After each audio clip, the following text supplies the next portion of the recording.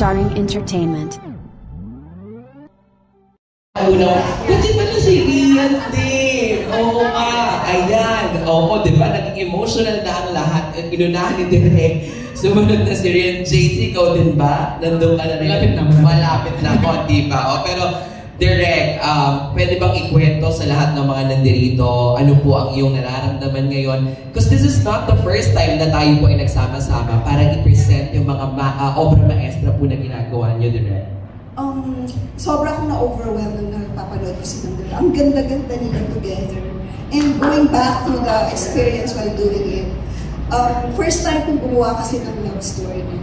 Sobra akong nag-enjoy sa set, hindi ako nahirapan. Ang gagaling ng mga artista ko. Binigay nila lahat ng gusto kong makita sa vision ko.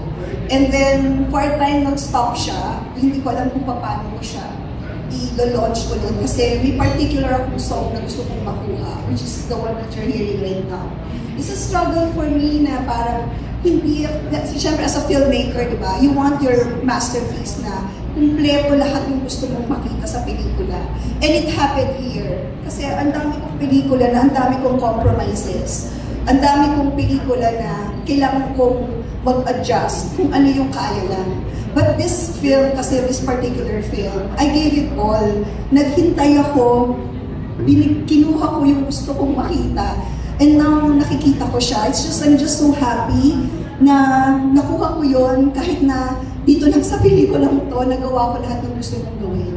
And nakita ko yung support ng aking mga cast. Hindi nyo matatawaran yung naranasan ko, na-experience ko kung paano nila nirespeto ang material, kung paano nila ako nirespeto bilang direktor, kung paano nila binigay yung 100% nila na minahal yung pelikula. Tapos nung minto ng medyo natagalan kami to launch, akala ko hindi ko na sila makikita yung support nito. Pero nandito sila ngayon. It's a commitment that they gave me that I really value so much. Siguro kaya ako naging sobrang emotional. Pasensya na, iyakin talaga ako by nature. So yun lang po. Thank you. Yes. So pero palakpakan naman natin sila Direk. Kasi kanina nga bago magsimula, emotional na si Direk. Hindi pa niya napapanood. Tapos sabi ko, Direk, bakit naging emotional ka? Ang kwento nga niya, sabi niya, sana ay talagang alam mo naman kung gaano kahirap ngayon ang pagpapalabas ng mga pelikula sa sinihan. Kahit anong movies ang hirap talaga. Sana itong project na ito ay ma-witness ng maraming mga kababayan natin. Yung kwento rin ng Meg and Ryan. And Direk, di ba, kapit lang, laban lang. Kapag maganda ang kwento talaga, ito ay magkakalag word of mouth. Di ba po? Yes. At tutulungan nyo kami, di ba? Yes. Ayan. Oo. Kuya Jemuel, syempre direct, ididiretso na natin sa Q&A. Oo. Kuya Jemuel, kamusta dyan? Sa Balintawak? Balintawak na. Sorry, akala ko. Balintawak naman yun in the studio B. Of course, ang ating first question, yung mga guys na tumatawag, si Richard Pagbicaon from Lionheart TV. Wow. Dahil masyado ako masaya sa'yo, unang question. Perfect. Ayun, congratulations po direct. Yung first question ko kay Poca, bilang first acting project mo to, tapos movie pa. So, kumusta yung experience and paano mo siya pinagandaan? And siyempre mga, sabihin na natin veteran na rin yung mga kasama mo, magagaling talaga. So, paano yung naging preparation mo para siyempre hindi mapahiya ang isang Poca? Wala lang, pumunta lang ako. Kambog. No. So first of all, may audition na nangyari. Nag-audition po kami. Actually, 2 roles yung pinag-auditionan ko. Yung isa, parang feeling ko hindi ako. But I still auditioned for it. Kasi kay Rian yun. Kay friend yun. While, etong role ko, just nung binasa ko yung script, sabi ko, ako pa nagsulat nito? Like, ako talaga. So, when it comes to preparation, ayoko sanang tabisaduhin lahat ng lines ko ng word for word. I want to understand it by heart. So, sinend sa amin yung buong script. I read it over and over and over again. Until na parang naisa puso ko siya. Tapos, nag-ask din ako ng permission kay Direk. Sabi ko, Direk, okay lang ba if mag-add ako ng konti, bawasan ko ng konti, and pinahinayaan niya ako maging ako. Mailabas ko yung, let's just say, yung artistry na gusto kong ilabas since this is my first movie ever. maka-first movie ever, karang bidang-bida yung atake ko. But to be part of this movie, and it's such a privilege to be part of this one. So ayokong mapahiya yung sarili ko, and of course, sa mga co-actors and the people behind the movie. And thank you for the question. And kumusta yung experience mo? Sino ba yung mga nakakatrabaho mo sa kanila? Nakatrabaho ko po, of course, si Derek. And si JC po yung matagal kong kasi co-work niya ako, yung sa office niya. Kami yung magko-work doon. So, Saran, ganyan, which is araw-araw ko naman ginagawa. So parang wala naman masyadong nagbago. But all in all, it was such a great experience. One of the books for me as a content creator. Yun lang po. Thank you. Thank you. Thank you, Sir Jun. Maraming salamat! Asking to all the Richard. Paano mga Richard? Thank you. Thank you, Sir Jun. Next question natin from Romel Gonzalez from PEP. Hi, Kuya Romel. Good afternoon po. Yes, hi. My first question is kasi nakita ko sa trailer kanina for JC and Rian. Was there a time in a wild or drunken moment na lumabas kayo ng bahay na walang suot? You, Rian, first. Kahit naman hindi wild and drunken, ginagawa. Wala naman akong nare-recall na gano'n. Siguro may kulang or magkamali yung kulay ng medyas or magkaiba pala yung sapatos. Pero yung wala talaga, feeling ko may pipigil naman sa akin. Underwear lang ang suot, meron. Ako po kadalasan walang underwear, so hindi ko alam kung ano. Anong damit yung meron yung underwear yung wala? Gano'n.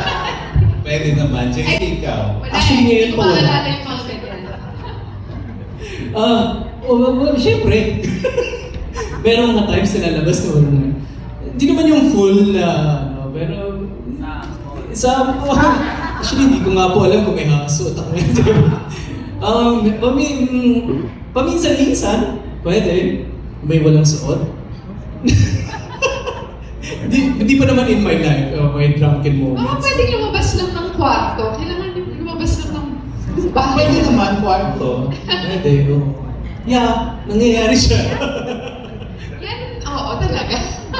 Ayun, thank you sa inyong dalawa. And my next question para sa dalawang bagets. Chances and Tris. Ayun, ayun po. Since lagali kayo sa pelikula at television, tapos nakakasama niyo mga mostly kabataang artista, kumusta po working with stars of today? Chances ko muna. Romel, hindi kita makita. Ito po. Ayan, hi Romel. Hi po. Bakit yung mga tanong mo sa akin, hindi yung mga naguhubad sa kanya? Hindi ako ang tanongin ko. In person ko tatanong sa inyo yun. O sige.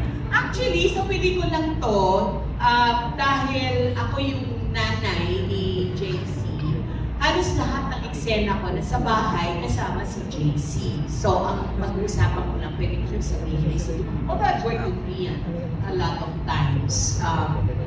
Si JC kasi, before this film, matagal na kami magkasama sa UP. Estudyante namin yan sa theater. So, marami na kami kaganapan, di ba? Oo, with JM De Guzman. Yan yung mga babies namin in the theater. So, ako naman, now that we're working in this film, at take note, bida na siya. So, you cannot imagine the pride that I have working with our students who are doing very well in the industry. At proud naman ako siyang ka-eksena, masarap siyang ka-eksena. Very generous actor, very disciplined. Kaya naman, happy naman ako sa akin. Lugod. Lugod kasi yung tawag ko sa kanya. Okay? Ano po? Lugod. It's a Kapampangan term for mahal. Parang gano'n po. Kumusta po si JC bilang estudyante? Chances? Si JC, actually, nung nakasama ko si JC, hindi na ako nagtuturo noon eh. Hindi ko talaga siya naging estudyante as in a classroom setup. But we were in a production together. So, ang kasama namin, kami mga professional actors, kasama namin mga student actors. Oo, isang panaginip na pili. Ako si Doña Victorina, siya si Basilio. Ako kumakanta. Hindi nyo alam yun, kumakanta sa stage. Hindi naman niya siguro makukuha ang role na yun kung hindi siya magaling. Diba? So, nag-alternate sila ni JM doon.